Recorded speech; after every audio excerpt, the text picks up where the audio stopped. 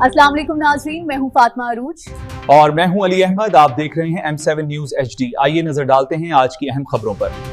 जी, मैं असदुल्ला सिद्दीकी मेट्रो 7 पाकिस्तान के साथ प्रोग्राम अवाम की आवाज़ मेट्रो 7 पाकिस्तान में आप सबको खुशामदीद कहता हूँ और उम्मीद करता हूँ कि आप सब खैर वाफियत के साथ होंगे। जी, आज मेरे साथ जो मौजूद हैं पाकिस्तान मुस्लिम लीग फंक्शनल लेबर विंग से आपका ताल्लुक है, सैयद नजम रिजवी साहब मेरे साथ मौजूद है। आइए इनसे बात करते हैं और जानते हैं कि न्यू कराची टाउन के हवाले से आप क्या कहना चाहेंगे।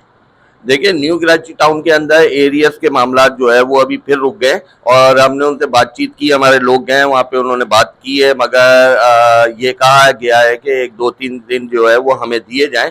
अब देखिए, इनके पास इतना टाइम पीरियड नहीं रहा, चंद माह रह गए और हम चाहते हैं इनके जो दावे थे आने से पहले कि हम जो है वो सारे वाजिबात अदा कर देंगे और वर्करों के मसले हल करेंगे जो सालों से रुके हुए हैं।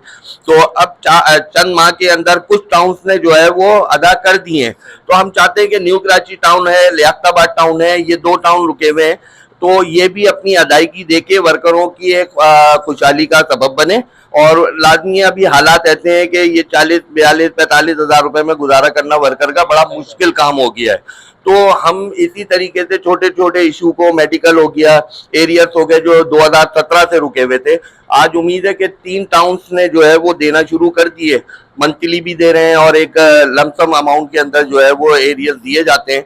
तो न्यू कराची टाउन और एक लियाकताबाद टाउन है जो अभी तक, लियाकताबाद तो सोच ही रहा है, उनके पास वसाइल नहीं है, मगर न्यू कराची ने 4 एरिया दिए, उसके बाद पुलिस स्टॉप लगा दिया। मगर अब ये है कि उन्होंने उम्मीद दिलाई है कि इंशाल्लाह हम जो है वो दोबारा स्टार्ट करेंगे। सैयद सलीम अहमद सिद्दीकी साहब मेरे साथ मौजूद है। आइए से बात करते हैं कि सफूरा टाउन में मुस्लिम लीग फंक्शन के हवाले से आप क्या देखते हैं और किस तरह से अवाम उन्नास की खिदमत करते हैं। जी, बहुत शुक्रिया। अस्सलाम वालेकुम।